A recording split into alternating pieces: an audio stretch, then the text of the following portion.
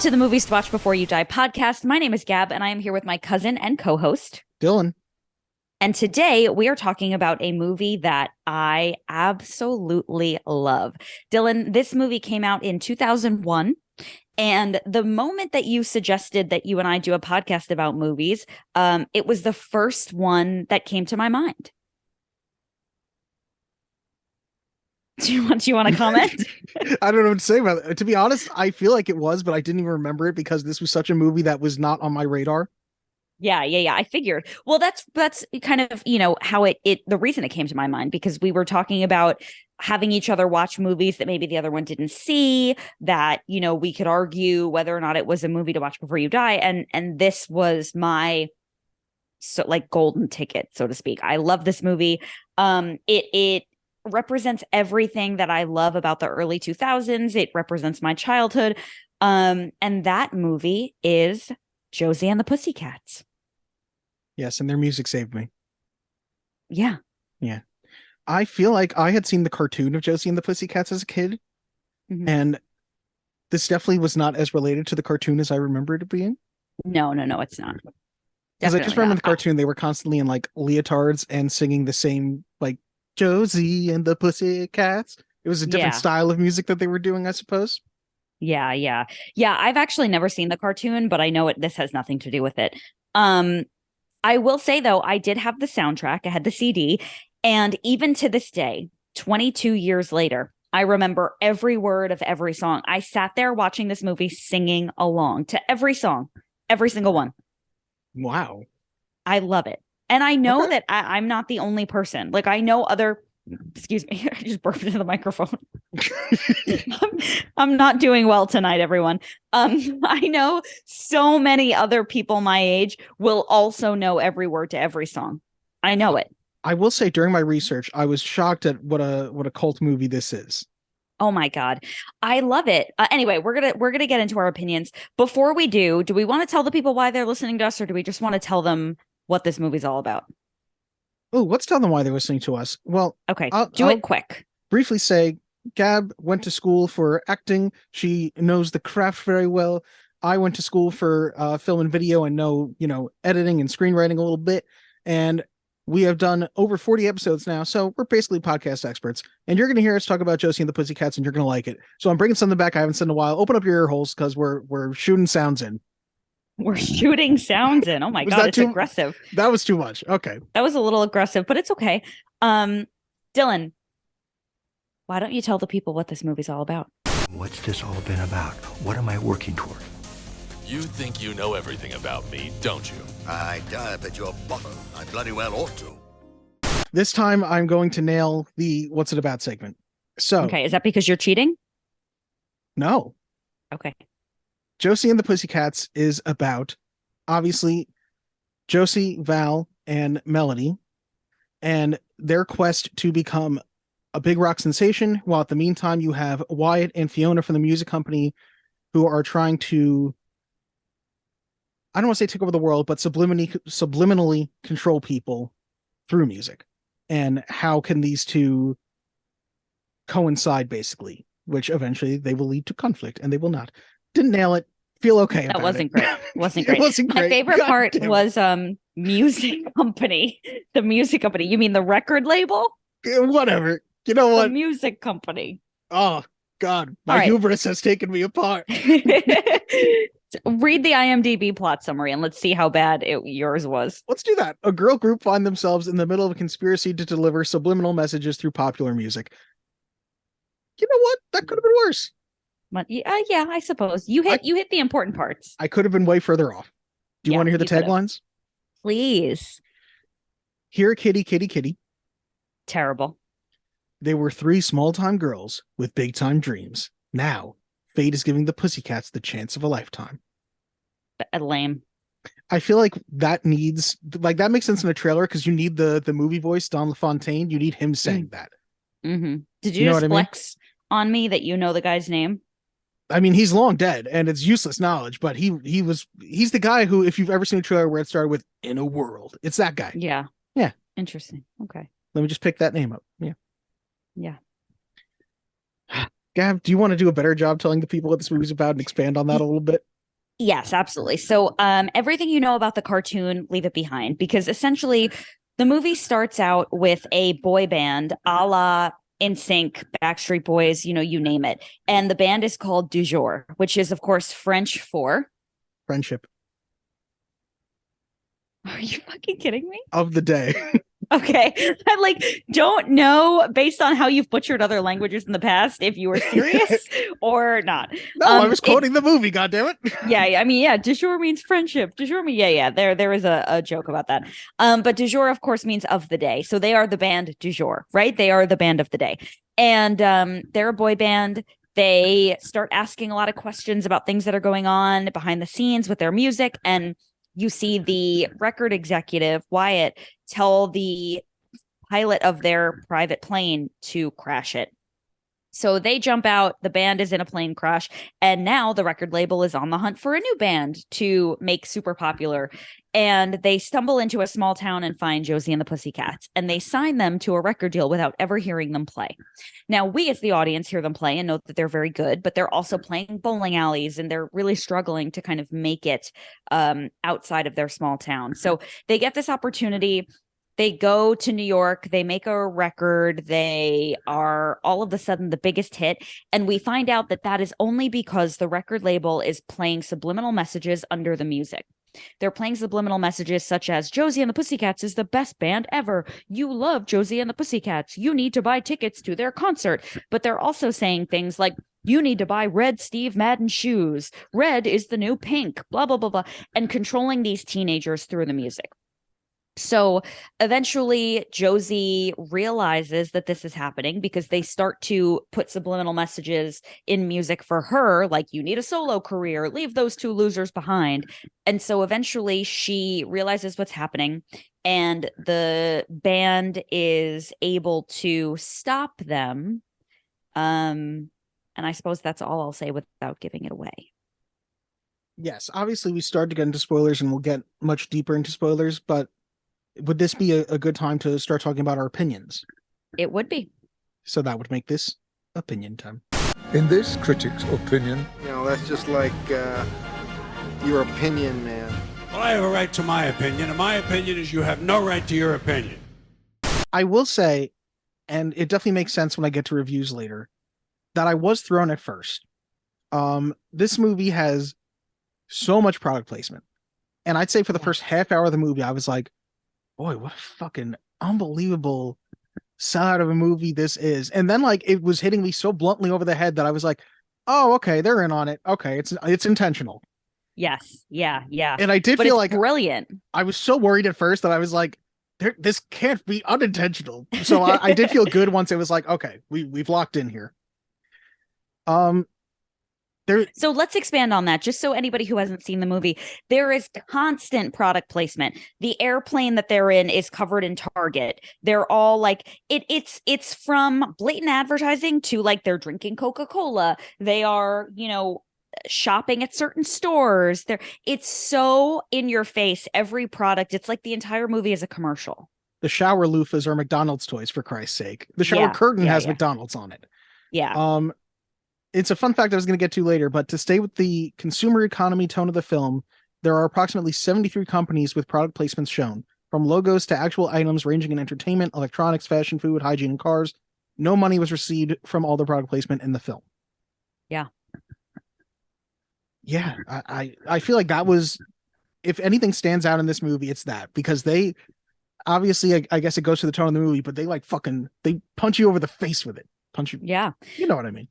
I know what you mean. And they do. And it's on purpose. And it's because the movie is trying to point out how flippant we are. That's not really the word I want to use, but how easily we are swayed by trends. Yeah. Thank you. Yeah. And who controls those trends, right? Who decides what's cool and what's not cool? And how come if 1 minute something is cool, the next minute it's uncool, we're all running out to buy the new cool thing. And I think they do a really good job of that. Yeah, and they make a point of showing how blatant we can be with that sometimes, because the best, obviously it's through subliminal messaging, but they show these girls in the beginning who know Josie and the Pussycats, who hate them. And then once their music becomes big, they literally are running up to them to tell them how much they love them. Yeah, they're And, like their biggest fans. Yeah, they have a moment where they're like, no, you don't. You hate us. And like they are explaining to them like, I would die for you, basically. Yeah. Which that was to get into like boring movie talk thing. That was a weird moment for me. Why? Fisheye? Yes, it's like a very specific thing where these three girls who they knew from their hometown, which we don't know how they get to them in the big city. It doesn't really matter. Are seeing them, telling them how much they love them, and they open this hotel door and they're looking at them. And the whole time the fans are in, it's never shown in such a way that these people are together, which, it feels like it was a mistake that like the door wasn't supposed to be open because the that's what I fans thought. are shot the entire time through this very fisheye type lens where it's, distorted around the edges. And it just feels very weird. I feel like I wrote it down too right after. There was something that I really liked. I don't think here's what it was. The transition where I guess they're supposed to be recording a music video and Josie pulls down a TV in front of them in the music video and it dissolves to being in the record store. And I was like, ooh, that was very seamless. I rewound it 3 times to look back at that moment. I was like, ooh. I love that. I love that whole sequence where they're climbing, literally physically climbing up the Billboard chart. Yeah. Mm-hmm. And I wrote the time that it happened. It was like 39 minutes in. Then I wrote, giveth and taketh. Very weird shot at 42 minutes because I was like, that's weird. Yeah, I do think that originally it was probably written to be that they never opened the door. So they're looking through the little peephole. Yeah. And I think they just probably needed to work around that somehow because you're right. You never see it's cut together in a way that makes it very clear that they're not in the same room. There's no like over the shoulder POV shot. Yeah. There's 3 other movies or shows that this very much reminded me of. Okay. And I don't know, is there anything like before I even say it, is there anything that this reminds you of? Perhaps something that we may have even talked about. Oh my God, you're giving, I'm so anxious now. Something that we've already talked about that it reminds you of. Mm-hmm. That thing you do? No. I mean, I guess music wise, but no, it's very reminiscent. I feel like a Wag the Dog. Oh, say more. It's all about how the populace is controlled. And I feel like Wag the Dog if this movie had been more from the point of view of Wyatt and Fiona, this is Wag the Dog, just with a different industry as the backstory. And maybe, not as intellectually told. It also very much reminds me of a movie from the 1980s called They Live. I'm not sure if you've ever seen it. I assume not, because I apparently have only watched movies from the 1980s and you have never. Yeah. It's a John Carpenter movie where the wrestler Roddy Piper is the star of it, and he finds these glasses that anytime he wears the glasses, it reveals to him the subliminal messaging behind things. Like he'll be looking at a billboard, and once he put the glasses on, it just says buy, consume. You know what I mean? That type of thing. There's also, last thing that I'll say it's very similar to, because they came out around the exact same time. This movie came out in April 2001. In February 2001, The Simpsons come out with an episode called New Kids on the Block, where Bart, Milhouse, Nelson, and I think Ralph become a boy band. And the entire point of the boy band is that the army is using them to recruit people. Yes. And they're oh my God, my brother and I say this all the time. Yvonne Netniage. Yvonne Netniage, yep. Just joined the Navy backwards. And I was like, that's weirdly similar. And the fact that they were at the exact same time, I was like, again, was this let me use your homework? I'll try to make it a little different situation. Yeah. That's really funny. We really do say that all the time. That's so funny. I'll give you that. So here's what I want to say about this movie. Number one, let's talk about the cast, because I think from top to bottom, it is stacked. So you have Rachel Lee Cook. I mean, I know you're going to do this in the facts, but Rachel Lee Cook is unbelievable as Josie. Do you think so? Yeah. I mean, she's really singing and playing the guitar. Like, I think first of all, she is not really singing. I know, but I was going to say, I hate to crush your world here, but she's definitely not singing. I know, but the music is really good. Okay, whatever. So I was just going off the top, but let's talk about Parker Posey as Fantastic. Fiona. Okay. Alan Cumming Phenomenal. is a gift to the world. Okay. Seth Green, Donald Faison, the guy from Clueless. Breckin Meyer. The other guy from Clueless. Yeah, Breckin, whatever. Obviously, Donald Faison was in Clueless also. Tara Reid is great. Maybe Tara Reid's best performance. That's saying something. Yeah, it is. It's the one thing that you're like, oh, okay, she got it. I just think I think it has a lot of laughs. I think the music, and I want to talk about the record sales because I'm certain that they're amazing, but I know every word to every song. I mean, I think the music is so good. I listen to the soundtrack. I will listen to it today. You know what I mean? Like, I think it's so good. I will say too, I was worried. We were like halfway through the movie. I don't know if my voice cracked there a little bit. If it did, nobody Did you noticed watch it, it with Dylan, and it's Giselle? fine. I did not. So who's Although I we? wasn't sure if she had seen it. Um, I feel like afterwards I told her, I was like, "Oh, I watched it today," and she was like, "Did you think it was jerkin?" Which feels like a weird thing to say. So I have to give the context that like they were like, "We create all the trends," and one of them was like, "Jerkin's gonna be the new word for cool," because I was like, "Whoa, no, it's not." But That's so funny. I love that Giselle remembered that. yes, I was going to say though, I felt like halfway through the movie, I was concerned that that Three Little Words song was going to be the only song that they played throughout the movie, and I was like, okay, they're really, I think I even wrote down like a note that I was like, I need to hear another song by Josie and the Pussycats, and then I felt like they broke into a lot of different songs, and I was like, okay, Yeah. you know what, fair. And you know what? The soundtrack even has some songs on it that they don't play in the movie. It's like a full album. I can definitely see why this soundtrack popped off, as the kids say. Yes. I felt like the music was pretty good. Is it my type of music? No, but I was like, oh, I get it. I Yeah. also feel like this is a movie that has it just barely hits like an hour and a half, I feel like. And Mhm. it is so many montages that I was like, man, they are whatever it takes to get to this hour and a half they're doing, because otherwise Yep. it feels like this could have been a clean hour. You know what I mean? Yeah, for sure. But it's so fun. And I think the music is so fun that when you do get a montage and you're listening to the song, you're like, you're into it. You know what I mean? Yeah. I think I think there are so many good like wink at camera moments.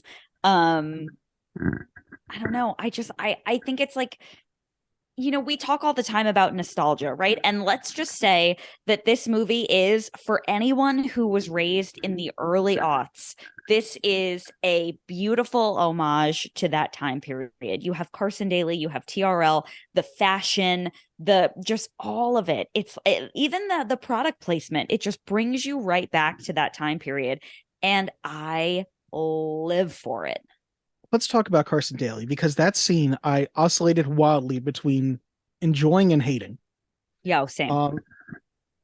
They tell Melody and Val that they're going to be on TRL. It's a ruse because they really want Josie to go solo because they'll just control her and it'll be easier. Val's questioning them. They don't want to deal with it. I don't really know why they're against Melody. She's blissfully unaware, but it doesn't matter.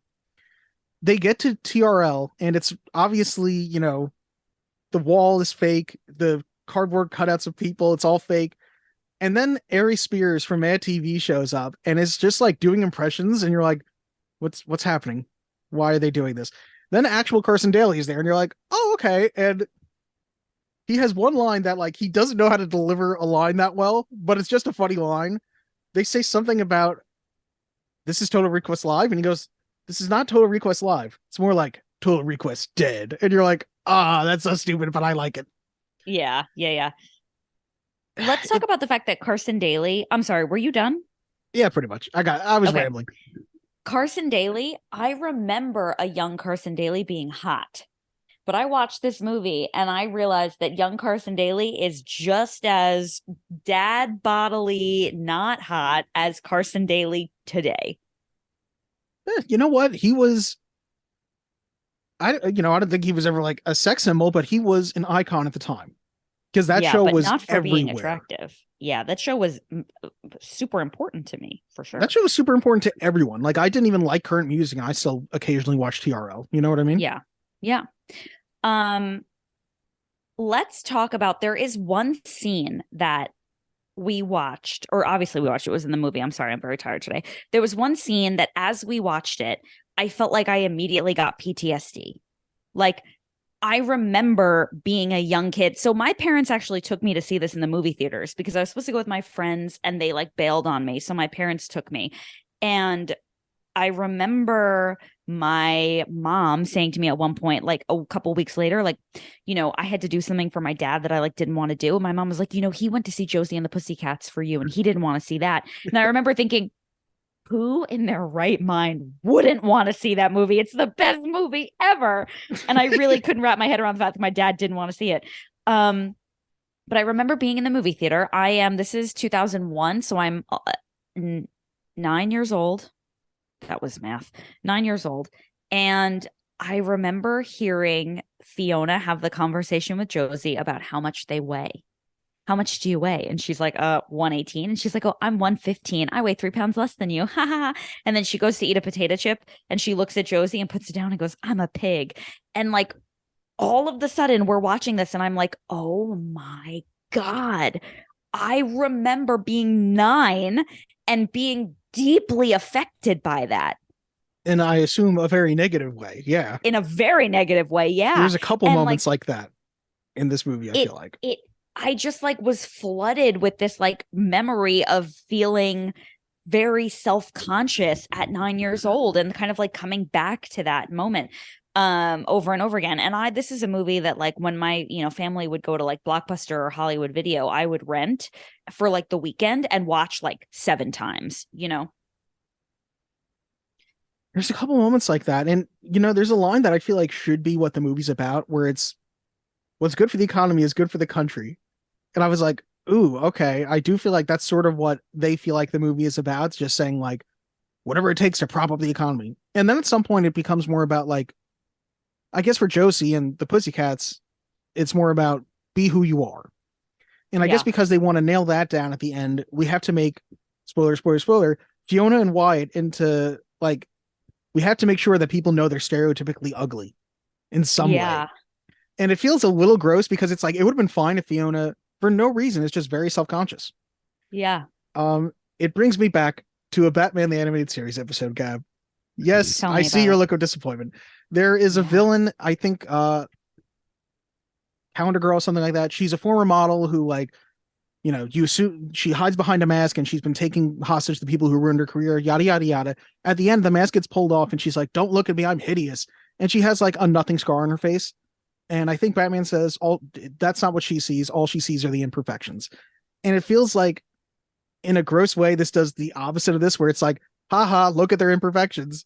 Because we have to have a moment of, not only is Alan Cumming, we find out, like, he's pretending to be British. That's fine. Like, that could have been his whole thing, that he's pretending to be British, she's pretending to be cool, and they're both just really insecure about who they actually are. Instead, it turns out she has a lisp that we need to make fun of. He's albino and, like, bald, or there's some deal with his hair. Yeah, and also fat. Which that was a total throw in, that it was like, it feels like in a kid's movie when there's like a fart joke or a kick in the nuts. It's like, come on, you didn't need to. Yeah. That was like a little gross at the end, that I was like, we don't need this. This is all very poor messaging. Yeah, I agree. Can I read a quote also that stood out as really gross to me? Please. Again, they're against Val because she is intelligent enough to realize something is fishy with Fiona and Wyatt. But Wyatt at one point ensures that, like, oh, Melanie and Josie will get invitations to this party, Val won't. And it's hard to not feel like, I'm like, this just feels racist. Like, they're not saying it, but this feels racist. And then there's a quote from Wyatt. Just think, I'm quoting the character. This is not said by Dylan. This is said by Wyatt.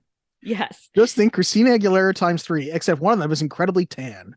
Or TLC with 2 white chicks. And I'm like, why? Yeah. Why? Yeah.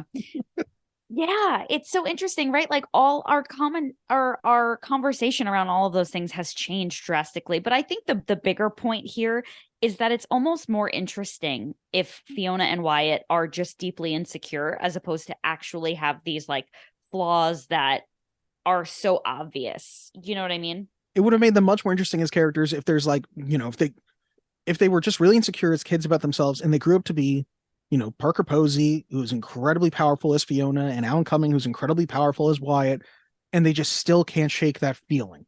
Yeah. But I don't think,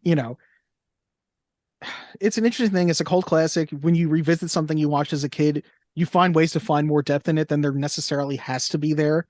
And I feel like that's very much us looking for more depth than they might have needed to have in this movie that was for teenagers. That is what they were trying to do.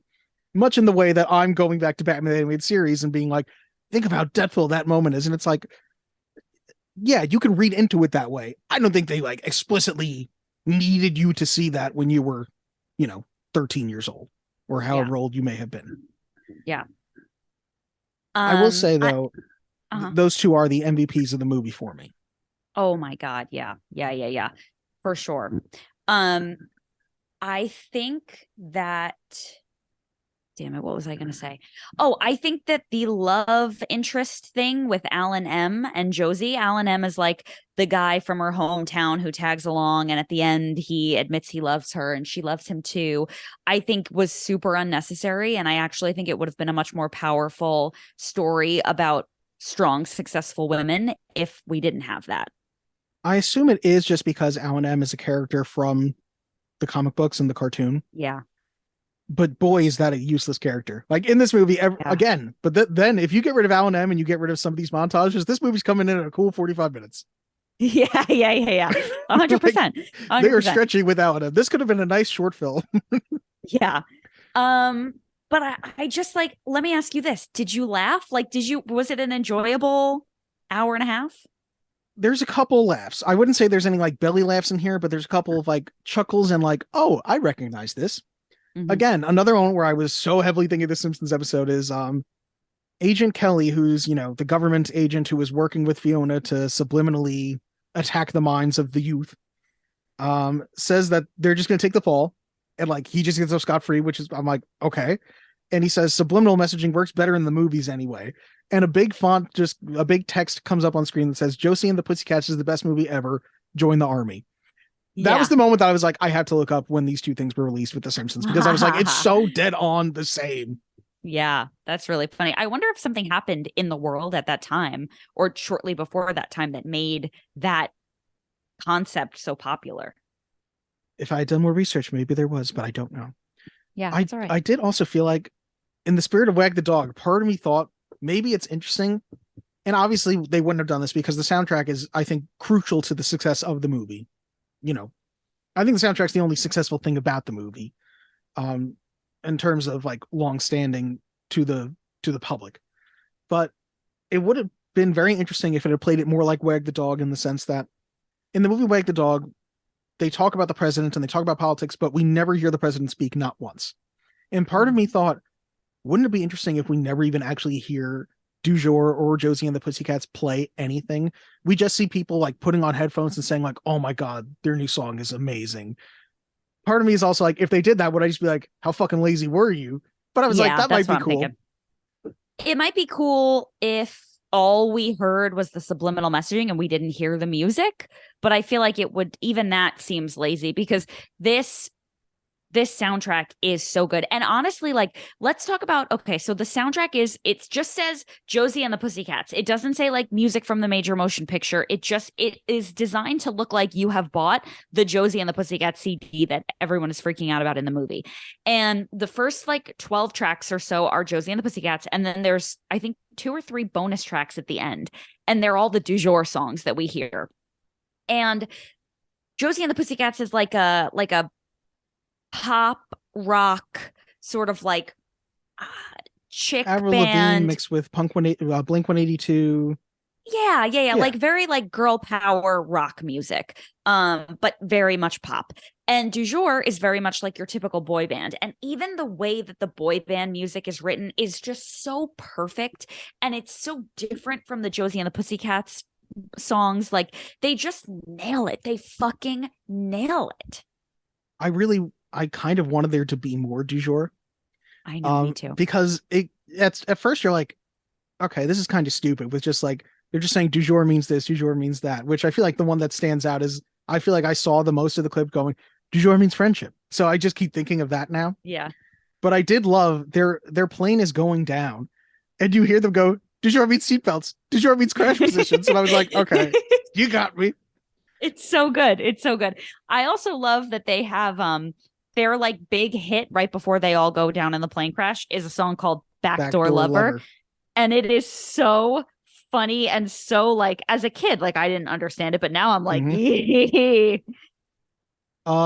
I did also feel like, you have a couple moments in the middle of the movie where it's like they're being followed, and then Melody sees at one point beware of the music on the mirror, and it's so obvious that, okay, so Dujour is not dead, and you're waiting for them to Oh, come you back. thought it was obvious? Who else is writing those messages? I don't know. I didn't think it was obvious. As a 9-year-old, you wouldn't think it's obvious, but 30-year-old Dylan was like, oh, okay, Dujour's coming back. Yeah. And I was both, they do come back at the very end of the movie to be like, we'll expose this. And they only have the actor who is not Breckenmeyer, not Donald Faison, and not Seth Greenback, and the rest of them are in full body cast. And I was like, this is funny, but it would have fucking nailed it if you had gotten all four of them back and they were all like, they have this guy come limping in with a cane and he's like, we're here to expose this. And you're like, it just would have been that much funnier if they had had all four of them. They probably just couldn't get them availability wise, I assume. Yeah. But I totally agree. I wanted Dujour to be fully back in the movie. Yeah. There is one also, I think the moment that probably made me laugh the hardest. And I don't know why, it just got me at the moment that it happens, is they're having this moment where they're reconciling about the fact that Josie was kind of a dick, obviously because of subliminal messaging. She wasn't just a dick for no reason. And she's telling Val and Melody, I love you. And they're doing the whole circle of, I love you, Val. I love you, Josie. I love you, Melody. I love you, Val. I love you, Josie. Like, and they're all saying it. And right before Josie goes to say it again, Fiona I would have wrote here, Fiona yeets Josie out of the frame in a hilarious way. Because she just like fucking throws the shit out of her. And you're like, oh my God. Yeah. It's never addressed. There's not a shot of like Josie hitting the ground because it's not played that seriously, but it just cracked me up because you just have Fiona going, yeah, and I love ice cream, whatever. Like it just was, this is a movie that for some reason it's obviously it was PG-13, so it's aimed at teenagers, but it has moments of being like, no, we're going to be fucking mean right now. And it was like, sometimes those mean-spirited moments really worked. Like that worked for me. And another moment where I was like, oh my God, as it says, if Josie doesn't perform, they're going to play this. They're going to kill Val and Melody. And they already have the MTV news clip lined up that says, the two died a slow, fiery death inside the four-wheeled hell pit about their car crash. And I was like, oh my God. Yeah. They already have the MTV news clip all geared up and ready to go. Yeah. Yeah, Mean Josie says puppies turn into dogs who get old and die to Melody to bum her out. And you're like, whoa, like why? I think the worst part of this movie is how blatantly obvious they just let it be that Tara Reid is not playing the drums. Like there's this insane drum solo and she's just like, she looks like she's like one of the statues doing Little Drummer Boy. Yeah, are you talking about the end though? Because you have the exact same thing. In the final concert, you've got Rosario Dawson, who I feel like it's funny that we didn't acknowledge her because of all the people in this movie, she's the one who's still the most famous now. Is she? 100%. Famous for being with that governor. First of all, Cory Booker is a senator. Cory Booker. Sorry. Oh my God. How did I not this is even another remember Cory. his name? Yeah. Oh my God. I love Cory's. Second of all, she is currently headlining a Star Wars project. So she is? Who's she going to be? She's Ahsoka. So she's a Jedi in a new Star Wars show from yada, yada, yada. But she works constantly. Like she is the one of them that if you were trying to hire all three of these people, Rosario Dawson, you're never going to get her. Rachel Lee Cook might be too expensive. And Tara Reid, you just can't find her anymore. She's gone from the public consciousness. Tara Reid is gone. But let me ask you a question. What else has Rachel Lee Cook done? Because honestly, the only thing I know her from is this. She's the Man. Not She's the Man. That's the Amanda Bynes one. She's All That. Oh, yeah. Corey mentioned that. I've never seen it. Before I saw She's All That, ironically, I think I saw He's All That because Giselle, when it was coming out, wanted to watch it. They're fine. They're both fine. She's All That also has that element of being like, because this is from the 90s, early 2000s, it's very problematic in some ways. It's like, now that she looks prettier, she's more acceptable. And like the before version of her is totally fine. It's just like, yeah. They do a great job making fun of it in a movie that I actually have on my list, not another teen movie, which is making fun of She's All That and a bunch of other teen movies, obviously. And they have a line where he's looking at the female lead and he's going, look at her, she's in overalls with paint on them and her hair, it's a ponytail. And it's like, because of this, she's unattractive. Like they're like, oh, she's got glasses on. And it's like, what? Like, it just doesn't make any sense. And they're pointing out the stupidity of that trope. Yeah, I like that. I feel like that's most of, my heavy opinions on this. Yeah. I could keep pointing out a couple moments with Parker Posey that I do like her having the back and forth with the government guy about like she says the blatant thing that she's underhandedly trying to do. I love that moment. I think that's funny. She was great. Once she came into it, I really enjoyed that. Yeah. Maybe it's time to get us some facts. Let's get to the facts. I want the truth! Face the facts, Dukes. Facts have no place with an organized religion. First, let's start with our ratings. IMDb gives this a 5.6 out of 10. Rotten Tomatoes. Oh, if you're gonna have a tough time with that, you're gonna have a tough time with this. The Tomato Meter gives it a 53% with an average rating of 5.2 out of 10, 66 fresh reviews, and 59 rotten. What? The audience score, 52%, with an average score of 3.3 out of 5. I mean, this feels like when my mom said that my dad didn't want to see this. I can't process this. The movie had a budget of $39 million and grossed $15 million. What? I thought this was like a hit. This was a major box office bomb. I did. Now, listen, did you know that before you watched it? Yes. That was like the only thing I did know about it. I was like, oh, this movie was a total bomb. Do you feel, and don't give away your verdict, but do you feel that this movie was a bomb? I definitely don't feel like it should. I think people didn't get it. And Thank you. I think people didn't get it, and I think it was probably marketed poorly, which I will reiterate with, some of the things that you're going to hear other people say.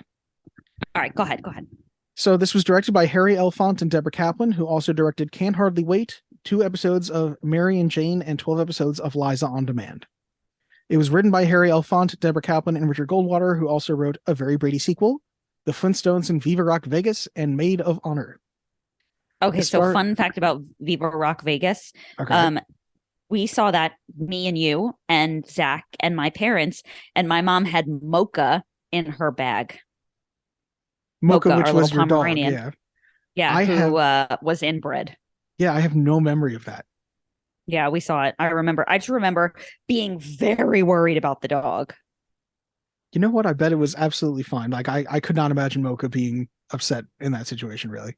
Yeah, I mean, Mocha was a psycho who barked at everyone and bit a lot of people and had like tumors all over his body and ended up dying of a seizure because he was inbred. God.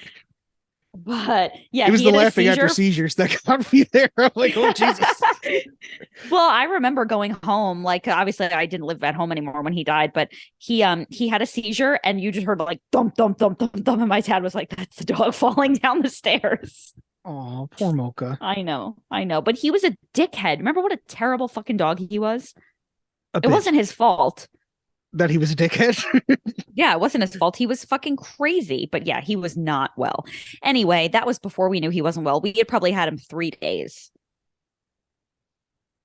So should I go on to the movie stars? Yes, please. He's buried in the backyard, by the way. Smoothly transitioning here, the movie stars Rachel Lee Cook as Josie, who you may know from She's All That, like we said. Tara Reid as Melody, who you may know from the first 3 American Pie movies. And you also may know from Sharknado. Sharknado 2, the second one. Sharknado 3, Oh Hell No. Sharknado, The Fourth Awakens. Sharknado 5, Global Swarming. The Last Sharknado, It's About Time. I just wanted to list all the Sharknadoes, and this was my opportunity to do that. I'm looking at current pictures of Tara Reid. She looks horrifying. Yeah, it's not my place to comment on Tara Reid's looks. She looks better than I do. Okay. Rosario Dawson as Valerie, who you may know from playing Ahsoka from Star Wars, from the Sin City movie, from Rent.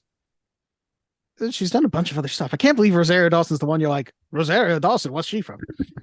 Alan Cumming, who you may know as Nightcrawler from X2 X-Men United, or as Floop from Spy Kids. Of course, Floop. Also, Floop is a madman, help us, save us. Tony Award-winning actor. Yes, but I research IMDb, and that cares not for your plays. Sure. And finally, Parker Posey as Fiona, who you may know from Best in Show, Superman Returns, or Blade Trinity. Have you ever seen Best in Show? Yes, I have. Isn't she in the other Christopher Guest movies as well?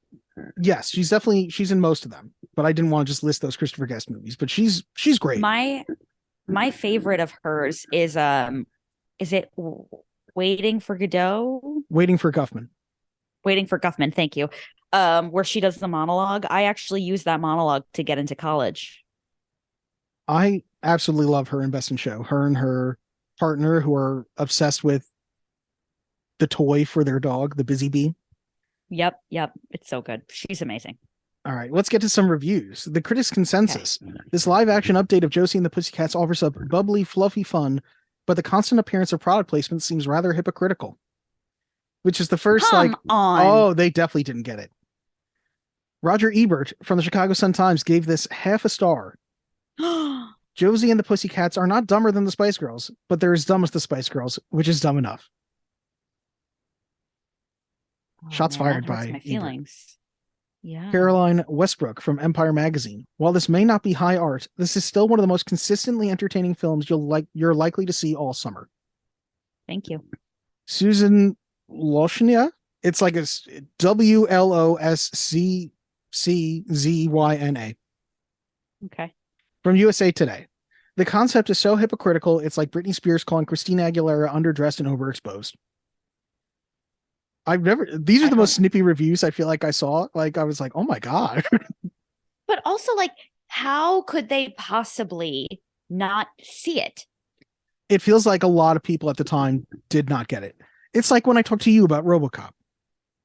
Oh, okay. Sean P. Means from film.com. I've seen NBA games where the advertising was more discreet. So stupid.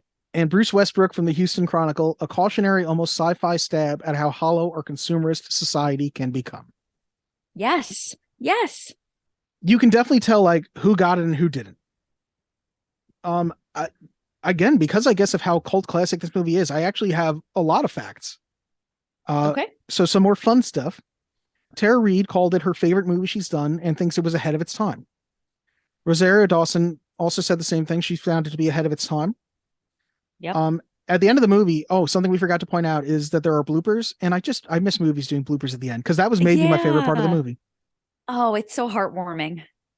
According to Rachel Lee Cook, it was a major mistake that this was marketed to a children's audience more than it was to more teenage adult audience. Mm. The directors, oh my God, where are their names, Dylan? You have it. The directors Harry Elfont and Deborah Kaplan said that to BuzzFeed in 2017, the response to this movie made them shy away from directing. They never directed another feature film after this. Oh my God. People who auditioned for the role of Val: Lisa Left Eye Lopez, Aaliyah, Brandy, and Beyonce. What? And somehow Rosario Dawson managed to win the role. I find that good shocking. For her. This was her first major role, right? Maybe. I know. Is Men in Black 2 before or after this? Because that's the first thing I remember seeing her in. I don't know. Songs for the movie were written by Adam Derwitz of Counting Crows, Jane Wadlin from the Go-Go's, and Fountains of Wayne singer Adam Schlesinger. Wow. Now, fun fact, Fountains of Wayne singer Adam Schlesinger also wrote the song That Thing You Do for the movie That Thing You Do. Yay! I was shocked at the connection. Tara Reid, Rachel Lee Cook, and Rosario Dawson were actually on TRL the day the movie was released. There were Josie and the Pussycat Dolls in the crowd, which does seem to skew towards their talking about the movie being marketed to be too young. Mm-hmm. And they did play the music video for Three Small Words. Such a good song. The soundtrack was certified gold. And the directors felt marketing didn't get it. They also said the same thing. I feel like that's what everyone said coming away from it, that either it was ahead of its time or it was marketed too young. Yeah. Finally, did you know Carson Daly and Tara Reid were also briefly engaged? I did. I did not know that. Let me see if any of these other facts here seem important enough to say. Oh, just so you do know, Gab, Rachel Lee's singing voice was dubbed by the lead singer of the band Letters to Cleo, Kay Hanley. Damn. In order to preserve the wholesome image of Josie and the Pussycats, Archie Comics demanded there be a scene where Josie and the Pussycats were seen brushing their teeth. What? Yeah, that's weird, isn't it? That is very, very strange, but okay. The film was meant to be the first in a series of live-action adaptations of Hanna-Barbera cartoons that would be geared towards older audiences that grew up with them, with raunchier humor. This film's failure killed off such plans, and the following film, 2002's Scooby-Doo, would be edited to a PG-rated film to avoid repeating the film's mistakes. Interesting. Don't you have Scooby-Doo on your list? I think I do. You know who wrote Yeah. the 2002 Scooby-Doo? Who? James Gunn. That name means Who is nothing that? to you, I can see, does it? Well, it sounds familiar, but help me. He's the head of DC Entertainment currently. He wrote all 3 Guardians of the Galaxy movies. Oh, okay, cool. I don't care. He's very famous right now, Gab. God damn it. Okay. Cool. Move on. Today I said something to Corey. He said something to me about Black Panther. We were talking about Angela Bassett, and he said Black Panther, and I said, well, I don't care. And I said superhero movies don't do it for me. And he goes, well, really, Marvel movies aren't superhero movies. And I was like, enough. They are absolutely superhero movies. Yeah, maybe I'm saying it wrong. I don't remember. He'll let me know. Corey, Okay. when you listen to this, let me know what it was that you said and what you meant. According to the directors, All I know is I don't care. okay, fair Sorry. enough. According to the directors, filming was a tough experience for Parker Posey. Quote, I think she had bought an apartment and was redoing the apartment, and she took more than one opportunity to say, well, this movie's paying for my apartment. So I guess she felt bad about, there's another quote I wrote down. At the time, Parker was this indie queen, said Deborah Kaplan. She had a lot of street cred, and I think any job she took because of the money she struggled with. I don't know that she was thinking about the satire of it all and that it was biting commentary. I think she thought, I'm selling out by doing this kids movie. She would waver on set. She'd be like, what are we doing? And other times she'd be like, this is fun. It's for the kids. Posey's saving grace ended up being co-star and friend Alan Cumming, who played Fiona's minion Wyatt. Alan got it. Alan is game for anything. When she saw how much fun he was having, she started playing off of him, and that's when she was happiest in the movie, which I thought was nice. I love that. Also, God, I just wish that they understood. Like, it's so sad to me that even the cast and crew didn't understand, because I think this movie is brilliant. And I think that if it had been done correctly, or at least if it had been marketed better, it probably would have been massively successful, because I've seen bombs. We have all gone to the movies and seen bombs. We've talked about The Room. This movie is good, or at least is not terrible. It opened in 7th place with a disappointing $4.5 million. Okay. It was also very sad. One last quote from the directors. We said no to a lot of things that came our way because we didn't want to go through that again, the making of this movie. Unless we really, really love it and know it's going to work. Then we never ended up directing another movie. We just had too much time go past. That's sad. That's what happens when you have a bomb. Rachel Lee Cook said that it definitely had an effect on her career too. I'm shocked. You know what will hopefully not be sad? Our mail for Josie and the Pussycats. Are you ready to get to some mail? There are so many things on the list of things I hope are not going to be sad, but yes, mail is on there. Mail time! When you control the mail, you control information. Mom asked me to ask you if there's any mail for us here by mistake. What? Bad So news. I'm We have ready. found out all the other things are sad, but hopefully the mail is still not. Okay. No. We have just a couple of comments. First from Scotty Cameron, of course. Of course. We had called him out for recommending other podcasts on this podcast, but he Oh, responded yes. and said, funny thing is, I do recommend this show to other podcast hosts, especially if they're reviewing a film that was reviewed on this podcast. I also Aw. recommend it to my friends. Funny thing about The Lost Boys was it was just reviewed on the Dead Meat podcast, so I love the synergy. Oh, so synergistic. Scotty, I'm sorry we were mean to you. It won't be the last time, but thank you, and we love you. I'm just being real. Oh my God, you're like an abusive host now. You're like, it won't be the last time I read to you, but I love you. Like, I'm like, Jesus, don't say that. That sounds I'm sorry I awful. beat the shit out of you, but it's because I love you.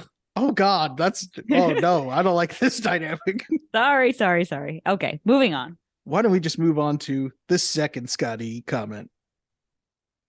It's been a while since I've seen Lost Boys, but I never thought Kiefer Sutherland looked like Jason Sudeikis in that movie. Oh, well, that's fine because I've got a survey from Instagram. Let me pull that up while you finish this comment. Okay. However, I thought Michael was a daywalker at first because he was a half vampire in that movie, and that's the term for half vampires in the movie Blade. But given that Michael's mother wasn't bitten by a vampire while giving birth, nor is the child of a human and vampire. He meets neither criteria for being a daywalker. Have you ever seen any of the Blade movies, Gab? Do you think I've seen any of the Blade movies, Dylan? Probably not. But did you know that by the time of Absolutely Blade 3, Wesley Snipes refused to be called anything but Blade on set? And he Why? only communicated with the director by Post-its? Post-its? Yes, because he just did not care anymore or thought too much of himself. I do not know which. Do you think I could get away with that at work? Can I be like, listen, put it on a Post-it or don't? No, you've Wow. already had to tell them that you have to communicate through Post-its. It's already too late. Wesley Snipes just made it happen, baby. Maybe that's the secret. Always bet Maybe I'll on just black. start using Post-its. All right, I'm enjoying this. And now in a sadder update, Corey Haim died of diffuse alveolar damage and pneumonia paired with hypertrophic cardiomyopathy and coronary arteriosclerosis in March 2010. Really tried to get me with all those medical terminology. Wow. It was speculated that Haim had died of a drug overdose because investigators found bottles containing Valium, Vicodin, Soma, and haloperidol in Haim's residency at the time of Haim's death. Haim had also illegally used aliases to procure 553 prescription pills in the 32 days leading to his death, leading people to believe he died of an overdose until it was proven otherwise in the medical examiner's report in May 2010. So that is a retraction for our Lost Boys episode. He did not die of an overdose. It sounds like it was heart attacky. Sounds like he was trying to die of an overdose and just didn't do a very good job. I don't know how to respond to that, so I'm just going to keep reading the comment. Okay. One subject I did find fascinating that randomly came up was the talk of the Little Mermaid and live action adaptations of cartoons failing to capture the essence of the cartoon. We talked about that in The Lost Boys? I don't remember. I trust Scott. Yeah. One observation I've noticed is how live action adaptations of cartoons and comics have completely switched places over the last 20 years. It used to be films based on comic books that tried to reinvent character designs to make them appear realistic, with films like Bryan Singer's X-Men and Michael Bay's Transformer movies that radically deviated from the original designs for the purposes of live action. How the X-Men movies openly ridiculed the designs from the comics. I literally remember, I think it's James Morrison as Cyclops. This is not Scotty. This is just me remembering. It says, "What did you expect? Yellow spandex?" Which is what Wolverine's costume is. My God, you know nothing. No, nothing. Meanwhile, movies based on cartoons that came out at the time, like the James Gunn Scooby-Doo and Bill Murray Garfield movies, fully embraced the designs of the cartoons to the point where Garfield and Scooby-Doo's character models look like the character left the cartoon and entered the real world. The problem those movies had, aside from poor writing and direction, was that Garfield and Scooby-Doo looked extremely out of place when interacting with other cats and dogs, whereas in cartoons, that's not a problem. 20 years later, the shoe is on the other foot, where comic book movies like Bumblebee and Deadpool use character designs that are faithful to the comics. Heck, the last 30 seconds of X-Men Apocalypse gave us a glimpse of X-Men character designs that were faithful to the comics, and that was the best the X-Men ever looked in film, if only the rest of the movie was good, which it's not. But I will defend... Oh no, I'm mixing X-Men Apocalypse with X-Men Dark Phoenix. X-Men Dark Phoenix has one of the most unintentionally hilarious moments in any movie I've ever seen. You've never seen it, I assume, right? No. I think is it Dark Phoenix or Dark Fate? Terminator was Dark Fate. X-Men is Dark Phoenix. In X-Men Dark Phoenix, you know Professor X is in a wheelchair, correct? No, but okay, now You don't know that Professor X is in a wheelchair? Dylan, no, I don't. You're fucking killing me. Carrying all the comic book weight on me. Okay. Jean Grey, she has telekinetic powers. She's the bad guy because she's, taken over by the Dark Phoenix, whatever. There is a scene in that movie where she forces him to walk. Telekinetically, she makes him walk. And it's the most ridiculous thing I've ever seen. And poor James McAvoy, I just imagine there was a day where he was like, the director said, "James, your character can't walk, but you have to pretend you're being forced to walk. You got to climb these stairs like your body doesn't want to climb these stairs." And it just looks so fucking stupid. It's so dumb. And he's talking and he's like, "Gene, stop this." And it looks so bad. It must be seen. It made it worth watching this piece of shit movie. I'd like to see that scene. I will send you the clip. Even out of context, the clip will be worthwhile. Thank you. Where was I? This is just one run-on paragraph. Damn you, Scotty.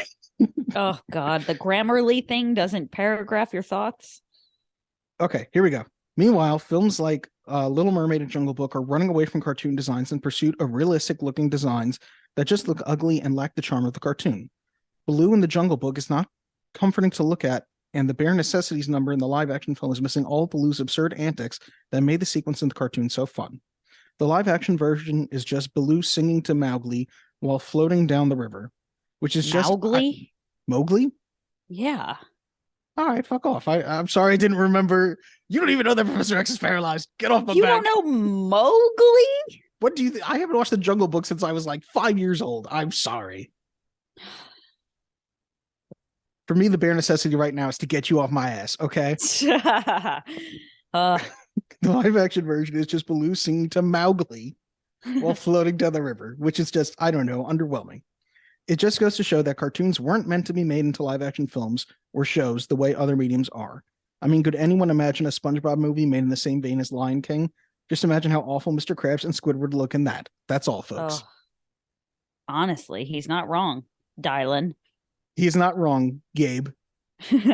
Oh my God. Have I ever told you the story? Like, you know how like it probably doesn't happen to you very often, but a lot of times. So my name is short for Gabrielle, right? Gabrielle, which is the female version of Gabriel. But the difference between Gabriel and Gabrielle is very clear. But a lot of times, like at Starbucks or, you know, whatever, like I still get called Gabriel. And I always imagine that when somebody says Gabriel, they're assuming that a man is going to turn around and take the coffee or, you know, whatever. But after I had my surgery, a couple months ago, I had an ovarian cyst removed in an emergency surgery in like the middle of the night.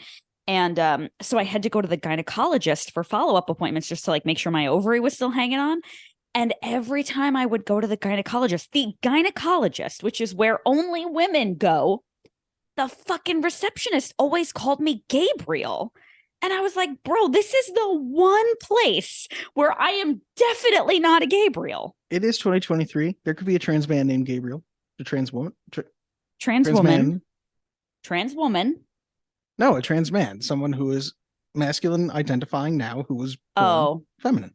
I mean, it could be either way, but no, you would think in that situation, you would think the presumption would be Gabriel. Man. Yes, thank you. But I will also tell you that Dylan is not a name, and I've been called that by many people. No, you have not. I swear to God. No. Are you kidding me? I've also seen every spelling under the sun on cards. Yeah, like, sure. Dillon. Even my father-in-law, who's known me for like 15 years now, will type sometimes like Dillion, and I'm like, there's nobody named Dillion. That's not a name. Wow. So that's incredible. Yeah, Hmm. let us know in the comments what your real name is and what people call you on accident. And your social security number. And your bank routing information, yeah. Yes, your routing and account number, please. Thank you. Yeah. And now we have an email from the one and only Keen Machine. Oh, delightful. Which I just want to say, Fitz, Trevor, Pedro Enrique, are you okay? Because I am about to put out like a missing persons report. Yeah, are you guys good? Are you okay? Is Pedro just catching up on all the movies for one massive email he'll make me read? I don't know. Oh, maybe. God. We're going to have an episode dedicated to that email. And I'd be down for it. I like his little summations. Okay. Yeah. But back to Keen's email. Okay. Subject, your name feedback. Greetings, Dylan and Gab. I apologize that this is a week late, but below are my thoughts on your name. I hope you enjoy them. Also, oh my God, speaking of names. Sorry. What do you mean? Speaking of names, we're talking about our names.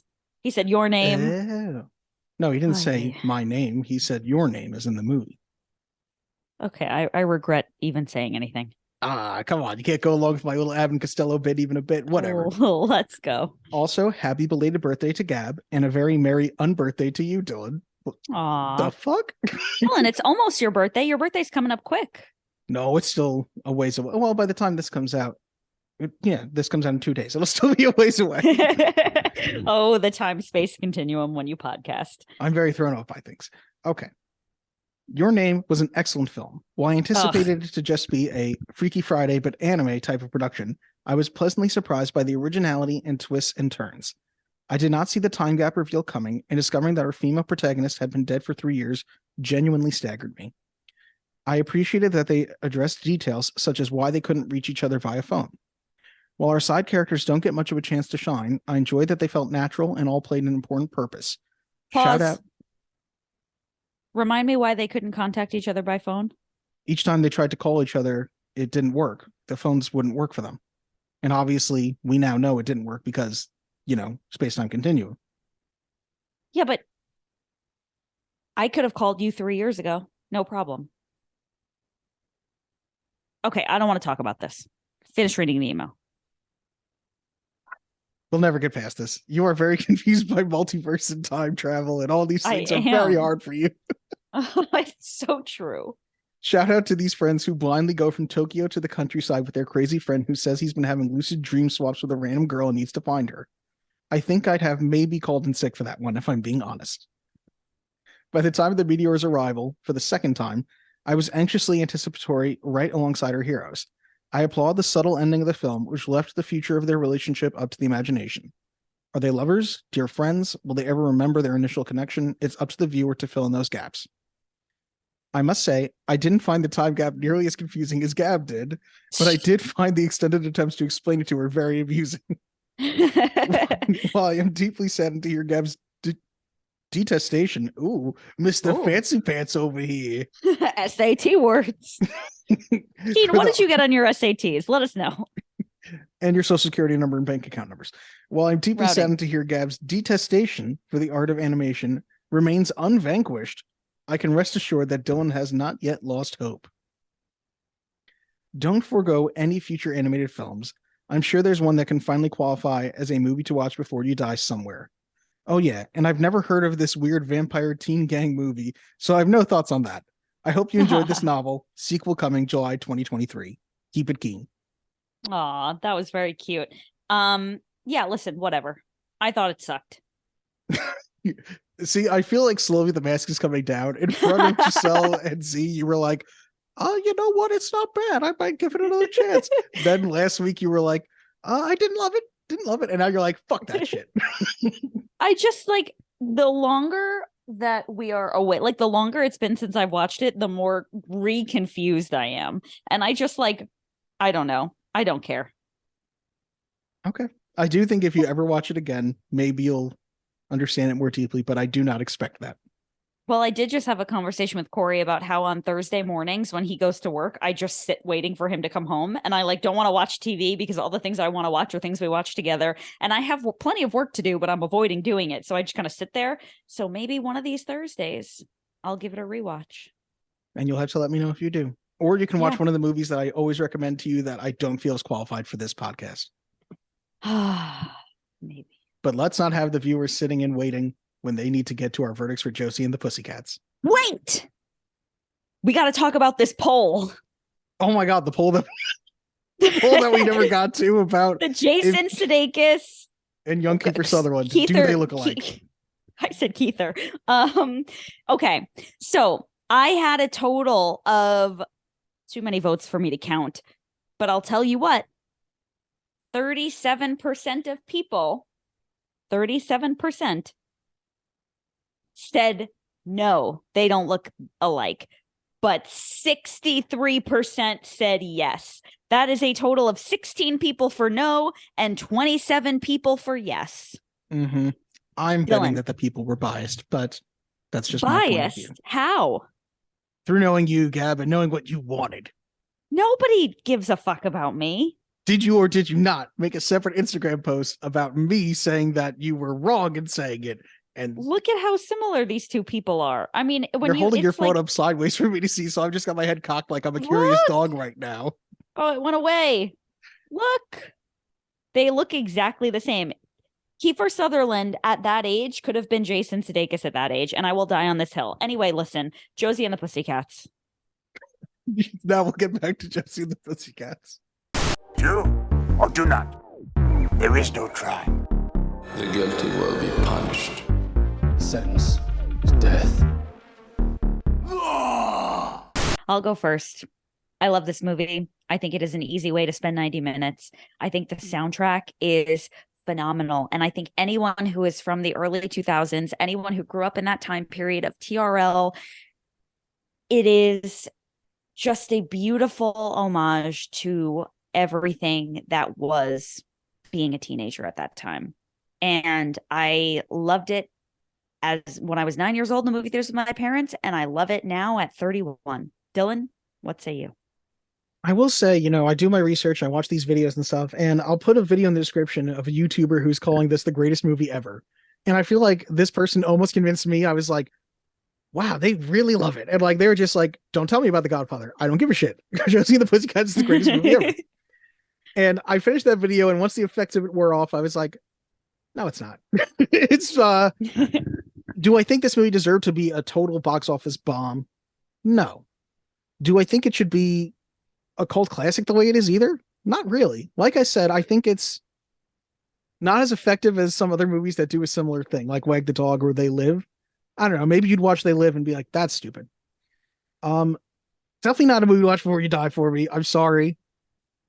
Why would you set it up and say, hopefully this won't be sad, and then do that to me? How could you do that? First of all, fuck you for that. Second of all, I quit this podcast. I want off this fucking roller coaster. Oh, I'm done. Don't act like this is not your recess schools out where the nostalgia is clearly painting your eyes very hard. I don't understand, Dylan. It's a good movie. Like, it doesn't have to be your favorite fucking movie. It's not very funny. The songs are good. I will give it very much credit for that. The songs are good. It does have an interesting idea behind it. It's not that funny. Which, it feels like it's a musical comedy and the comedy don't work. It's fine. It's not bad. If you were a critic, okay. I just feel like I watch your stupid fucking 80s movies and I'm like, yeah, you know what? It wasn't that bad. That's exactly what I'm saying about yours. I know, but I said it's a movie to watch before you die, and you said no. I just don't understand what we're doing here. I don't know what you want from me here, Gav. I can't change my opinions. Wait, hold on. So you watched this YouTube video, and for a brief moment, were convinced it was the best movie ever. No. You came down. I was convinced by this person's enthusiasm that I was like, oh, you know what? Maybe this is better than I thought it was. And then I started thinking about it more and I was like, no, it wasn't. It was fine. What does Giselle think about this movie? Oh, she also thinks it's not good. Are you kidding me? I told her I'm going to watch Josie and the Pussycats. And by the time I told her I watched it, she was like, boy, you got through that, huh? You know what I mean? It was like, that's not a quote, but that was very much the tone, was like, yeah. So you watched Josie and the Pussycats.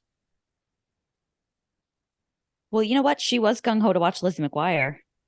And look how that turned out. She did realize afterwards that it was terrible, but yes. Well, she might have realized that Josie and the Pussycats was great. Listen, Corey liked it. He was like, wow, that was a fun little movie. And I was like, yeah. Now, I was singing and bopping around, and so maybe he just found joy in seeing me reliving all these memories and singing every word to these songs. But it was a mostly fun little movie. Like I said, it felt like it was stretching to be an hour and a half. You know what I mean? I was like, yeah, this feels a little longer than it needs to be. It also, like we both said, has some really like poor messaging in it that you're like, oh, that feels kind of gross. Yeah, but you can't be judging it on that. You have to watch it through the lens of the audience from the time it came out. No, I don't. I'm watching it now. Yes, you do. No, I don't. It's not movies to watch before you die if you were in the year 2001. Are we done here? Damn. Okay. We can be done. I'm so disappointed. You do this to me all the time. I'm just trying not to give it away, goddammit. And there were things that I legitimately was complimentary of. Like everything I said good about this movie, Gab, I meant it. I just think how fucking bonkers is it that these people didn't understand the product placement in this movie? It is wild and you know what? I will say, like I said, for like the first half hour, I was like, man, this is fucked up how much product placement this is. And then I realized I was like, oh no, they obviously get it. This is obviously on purpose. Like the movie's about consumerism. Like, oh, of course, all the product placement is there on purpose. So to see like Roger Ebert be like talking about there were so many people. I picked out a couple, but there were so many reviews that were about that. And I think if people reevaluated this movie today, they would definitely see it for being better than it was at the time. Like, I think this would do a much better job finding an audience if it hadn't been marketed to children. And if it came out, maybe if it came out now instead of then. Like, I feel like people love the Scooby-Doo movie, and that was a bomb at the time too. Yeah. I think it was, at least. Well, I'm actually shocked because I went into this assuming you were going to hate it. And then after I watched it, I thought, oh my God, how could anybody hate this? This is great. Totally didn't hate it. But yet you're still not going to call it a movie to watch before you die. So basically, I want to revisit some of these ones that I've agreed to. You want to revisit ones you've agreed to. That's your logic here. Yeah. Instead of maybe we've been too harsh on other ones. Who knows? Maybe a couple months from now, I'd be like, maybe I was wrong about Josie and the Pussycats. But instead, you're saying I'm going to go back and take down the ones I like. Yeah, I'm taking my shit back. I'm taking the dog, dumbass. I say that all the time. I'm taking the dog, dumbass. That was a much better Jennifer Coolidge. Thank you. Still not good, but better. Listen, I will tell you what, the number one thing I want to get out of this episode is I would like the opinion of one person, really the only person whose opinion I really trust on this, and that is Scott in Toronto, because he is so much more musically smart. I had no words. He's the person to talk about this movie with. So Scott, let us know what you think. I wish I had a witty thing for when you were like, music industry, it's the record label, dumbass. Like, I wish I had something like that right now. Yeah, I'm excited to hear what listeners have to say, because I think if you watch this movie, I think anybody who watched this would have the same, why was this such a bomb reaction? Yeah. Yeah, but apparently it's still a bomb to Dylan. No, you are mislabeling my opinion here. Listen, as my brother often says about politics, I'm right in the middle. I didn't love this. I didn't hate this. Right in the middle. Whatever. All right. Well, do you know what you want to do next week so I can shit on it? I do, but I'll tell you when we're done so that I don't have you already shitting on it on the podcast. Okay. All right. Okay. Sounds good. Can't wait. Promising. You already tell the people us where they can tell them where they can hear us. Okay. I feel like I was already like, shut it down. Shut this whole fucking podcast down. I'm hungry. Get me out of here. You already found us. If you want to find us again, you can find us on all your favorite podcast places, and you can tell people to listen on their favorite podcast places, because it'd be nice to get more views. I would like that. Please do that. If you want to, you can comment on our YouTube. You can send us an email at movieswatchbeforeyoudie@gmail.com, or you can send us a voice message at anchor.fm/movies-to-watch. Thank you so much for listening. And Gab, any last words on Josie and the Pussycats? Best movie ever. Na na na na na na na na na. What sound clip are you going to use? I'm very much using. Well, you're about to hear it, but it's Parker Posey yeeting Josie. I love you. I love you too, Joes. And I love you, Val. And I love you, Mel.